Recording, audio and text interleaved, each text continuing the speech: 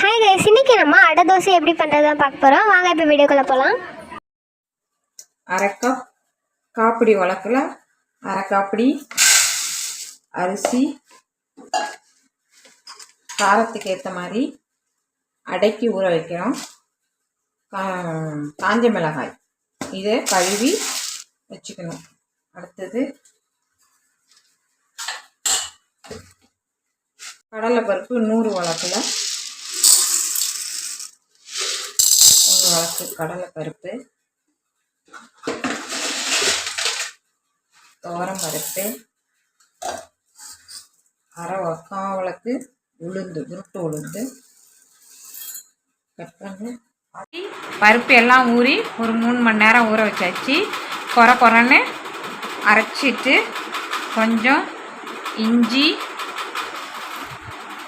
கருவேப்பிலை, 2 வெங்காயம் நைஸாக கட் பண்ணி